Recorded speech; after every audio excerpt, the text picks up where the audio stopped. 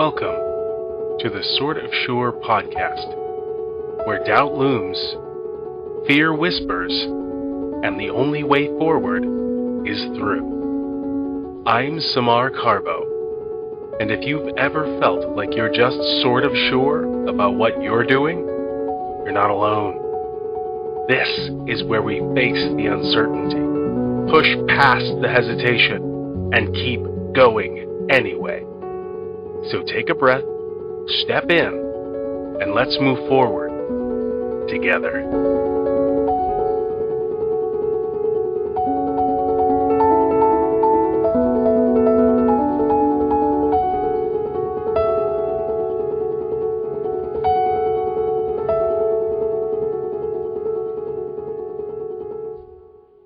Hello and welcome to the Sort of Sure podcast. As you may have heard in the beginning or from previous episodes at this point, my name is Samar Carbo, and I am so excited to bring you in on the second part of my conversation with Ibarionex Perello for episode 30. Man, seems like time is flying by. So much fun though. Before we get there, if you have a story of imposter syndrome or self-doubt, shoot me an email at sortofsurepod@gmail.com. Let's have a listen. I'm really grateful that I have, because I work a 12-step program. It's not for substances, another 12-step program. Mm-hmm. So I learned a lot of those skills in those 12 steps. Yeah. So I'm not a drinker and alcoholic, but they have other programs for people who. Yeah, it's a very helpful framework. Right. So that was really helpful for me to basically learn the tools and the skills to have relationships with other people and for me to be able to live with myself. Yeah. What you're saying reminds me a lot of this, I forget which country exactly, but an African proverb. And it's the idea that if there is no enemy inside, if I'm not my own enemy, the enemy outside can do me no harm. Oh, my. Oh, yeah. So many times that's come up in my life. Oh, yeah. Once I stopped being my own worst enemy, the world got easier. The person who can do the most harm to you is you. And I have done more harm to myself than anyone ever could. Yes. You know? Oh, man. Because I've treated myself in ways I would never treat another human being. And isn't that a crazy thing? We treat ourselves in this horrible way, and we think about it. Would anybody else, if anybody else spoke to me or a loved one like that, oh, I'd go up one side and down the other. But it's like, but you have to learn what to do in place of that. Yes. And so for me, it was a 12-step program that helped me to sort of learn those skills, learn those tools, and within the safety of the room, learn how to apply them. Because in my relationships with the other people in the room, you get to practice those skills. So when you go out into the real world with the normies, yeah, you've got experience under your belt in terms of how do you deal with that, and you hear other people who've done exactly the same thing, and they're examples. Yeah. Oh, this is what they've done, and it's worked for them. Let me try it. And I go, oh, well, yeah, it certainly works better than what I was doing. Right? Yeah. And that example lets us step higher and always stand on the shoulders of giants as we walk through our day. And so going back to the issue with relationships, it was invaluable in terms of changing my marriage from what it was to what it is now, because it was so toxic. Because we both brought our isms into the relationship, and both of us had no set of tools, and so it was not fun. Right. But as I started learning these things and applying them, things started getting better, right? And I realized what I contributed to that toxicity, and then and that's so hard to admit how you contributed. Yeah. Oh my God. Yeah. Still, because I'm always discovering a new thing that I do that. We all. But it was heartening to kind of understand that it could change even if she didn't change. Mm-hmm. Right? That it wasn't relying on her changing any of her behavior. That I could still have a better relationship if I just focused on myself and just changed myself. She's changed, but my changing helped my half of the relationship. Right, and not changing in order to change someone else, changing to make yourself better. Yeah. Because, I talk to people and I can hear, I was talking to somebody today who's in the midst of a relationship that isn't exactly the same as mine was. but the dynamic is still the same. But there's a lot of fear, there's a lot of control, there's a lot of intimidation, there's just a lot of stuff there. And he was saying that I don't know how to fix this.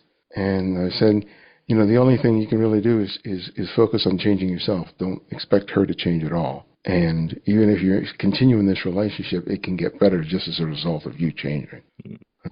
And you may find that after you've transformed many of those things, this may still be a relationship you may want to be still in.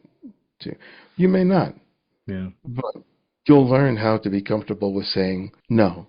You'll get comfortable with saying, this isn't right, this is inappropriate, I don't feel comfortable with this, and not saying it in anger, not saying it in an attacking way, not saying it full of resentment, not being passive aggressive. Right? Yeah. And being a man of my generation that was very reluctant to share feelings about anything. It's like, how are you feeling? I'm fine. Yeah, always fine. Fine. It's okay. Doesn't bother you? No. Good. No, and never. maybe open up a little more. It still worked for me, but Mm-hmm. I'll sometimes say, this is what's going on for me today. And I'm a work in progress with respect to that. But it helps. It helps. Yeah. I used to think that being vulnerable was a weakness, and it's not. Right. And we don't say it out loud, but it comes out in our actions. Yeah. Yeah, because my wife get into discussions about, the people we kind of allow in our orbit, right? And, I always make a point that it's like, we don't attract toxic people for the most part. And it's like, because we're not putting out that kind of energy. Mm-hmm. So if someone sort of leans to that, they're going to go with people that for whom that toxicity is a magnet. Where they won't feel out of place. Right. And there's certain people who are in constant drama. Mm-hmm. Regardless who's in the cast, right? It's like they're always in drama. And it's like, that's not us, right? And in large part, it's to who we are, who we've made ourselves over the years. There's still people there. I mean, I'm not saying that we've got friends they that come and got go. drama. God knows, but there's not the level of negativity that I see in other people's lives, Mm-hmm. right? And it's just that, not that I don't think that we're picky about who we allow in our lives. We are who we are. We have these parties that we do each year at our home. And what I've loved about it is that we get all these different people, different races, different cultures, different age groups, and they all come to the house. Many people don't really know each other, but everyone hangs out and just hangs and has a great time. And I love that because it's like, these are people who under normal circumstances would never cross paths. Yeah. But under our house, everybody just connects. And that's a little testament, I think, to the relationship we've built with each other, and by extension with the other people in our lives. There have been some people who I've been like, they're not coming to the house again. Yeah. How'd you get here? Right? Yeah. And it's just like, and immediately I just go, nope. Mm-hmm. But I'm grateful for the ability to recognize that immediately, not be apologetic about that, and just say, no, it's okay. Yeah. Thank you, but no. That's lovely. So I got to ask, if you had someone in front of you who was at the beginning of their journey, say they wanted to start a podcast or they wanted to work in photography or even in relationships, who was in your position, but they're mired down by imposter syndrome and self-doubt, what would be your advice to that person to reach where you are? I think be vulnerable to find somebody who you can trust to talk to about it. Because getting out of imposter syndrome is not something you really can do by yourself. Whether it's counseling, whether it's a religious person, priest, a rabbi, pastor, or just a good friend, someone that you trust to be able to say, hey, this is what I'm going through, and being able to be really genuine with that person. So as you walk through it, they're not necessarily telling you what to do. They're willing to listen to you and reaffirm that you're okay. This is normal. It's all right. If you want to, say you want to submit this story to this magazine, you can. If you want to be accountable to me, I'll check on you in a month to see that you've done it. Something like that. But being doing it by just sheer force of will never worked for me. Just didn't. And I needed other people around me who understood it, or had walked through it themselves, was incredibly helpful to me because it gave me a perspective that I was incapable of developing on my own because my thinking was distorted, right? I learned all these things that didn't work, and those things that were in my brain were the very things that were keeping me in that hole. And there was not going to be enough reading self-help books or watching inspiring videos or buying a new camera equipment or new shoes or a new gym membership. Those things that you think will serve as a catalyst for that kind of change, it peters out because you're trying to change a lifetime of behavior, right? Whether you've been living for 25 years or whether you've been living for 55 years, right? All those things that you've learned, you got to unlearn them, you got to replace them with something. But if you're trying to do it by yourself, man, I'm not saying it's impossible to do, but it sure as hell is a lot harder to do. You don't need to. So finding, and whether it's a 12-step program, whether it's church, whether it's just, but be careful, because you don't necessarily want to open yourself up to everyone. I'm very select with who I open myself up to and who I choose to be vulnerable with. So if something doesn't feel right, trust that, even though you may not completely understand it. Now, today, I can immediately go, okay, this is why this doesn't feel right to me.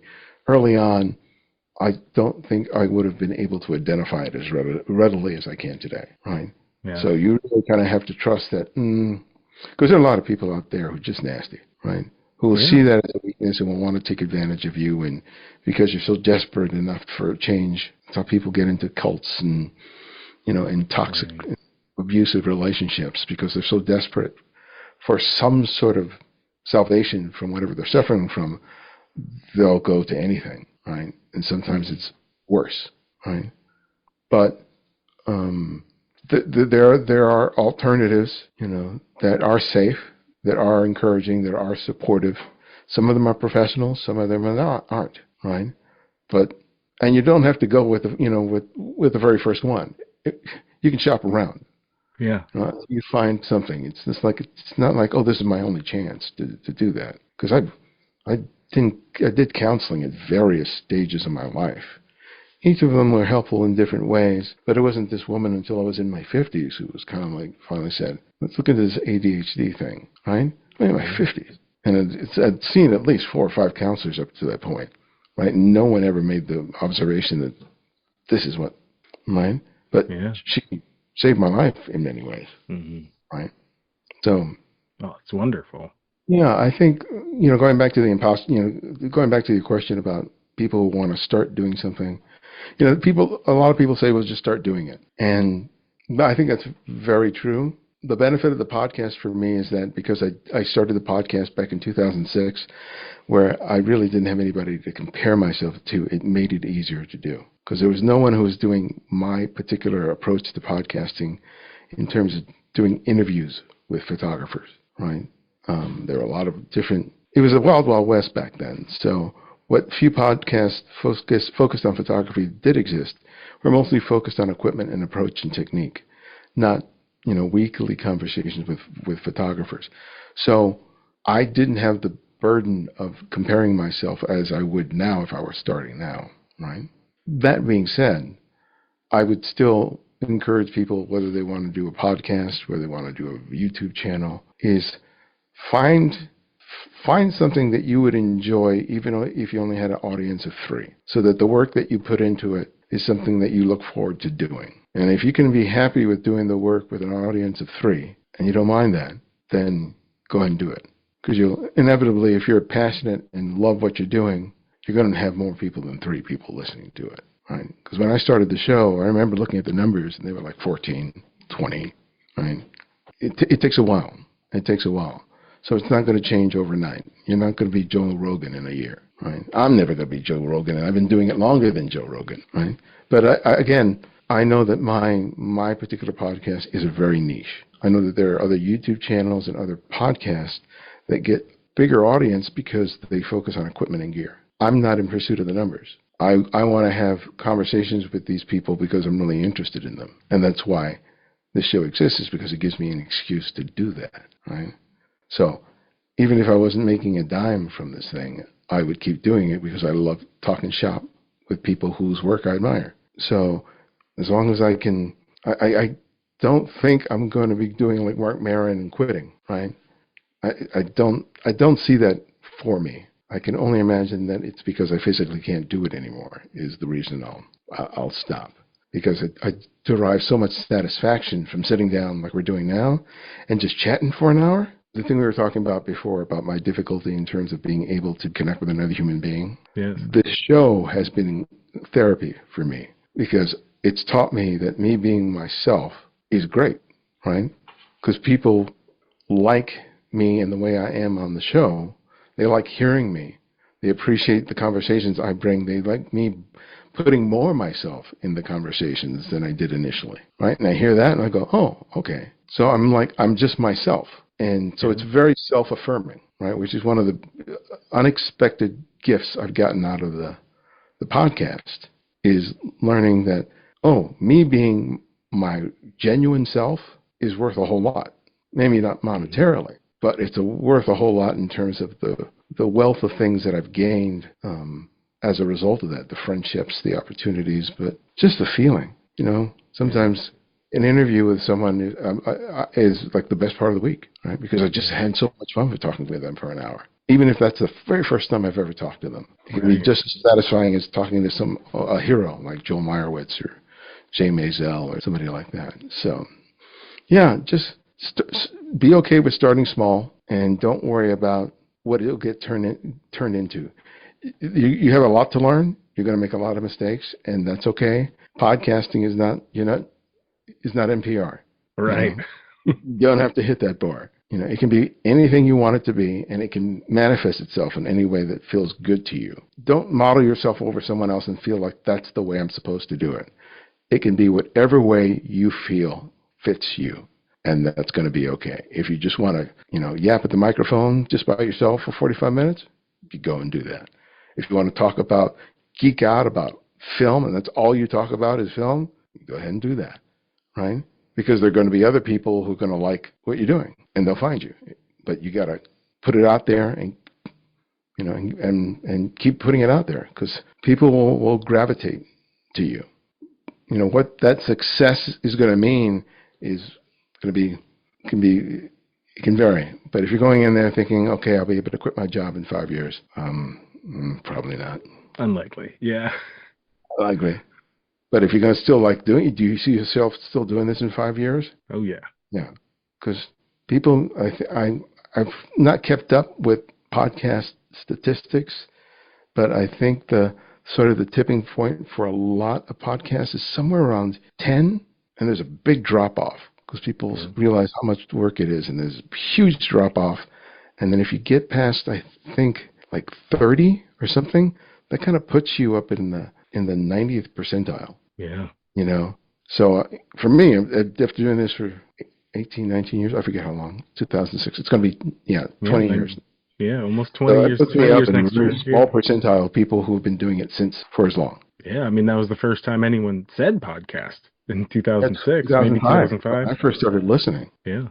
Maybe the first one may have been 2004, but the first ones I started listening to were the year before I started. And it changed the world. People like me and you can, fire up a microphone and put stuff out there, and we don't have any gatekeepers. That's right.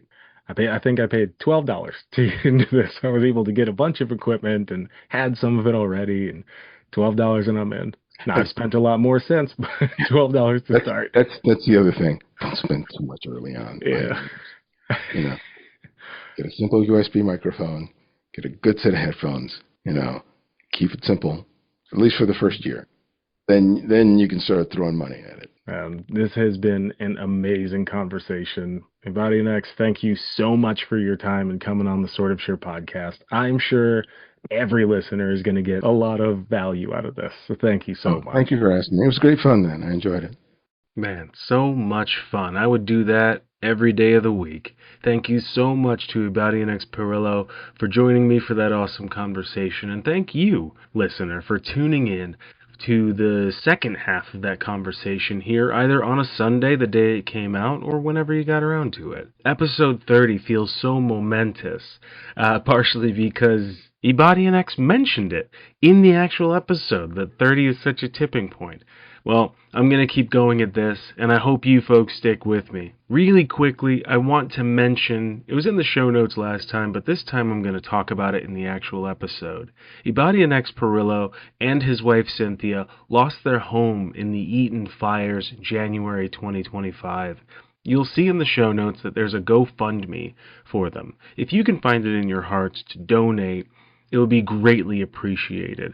Don't have to tell them where you came from. You don't have to leave a note. You don't even have to leave your name, as far as I understand GoFundMe. You can leave an anonymous amount, whether it's $1 or $1 million. It'll help. So please check out that link and head on over. In the meantime, we'll keep doing what we do. Later days.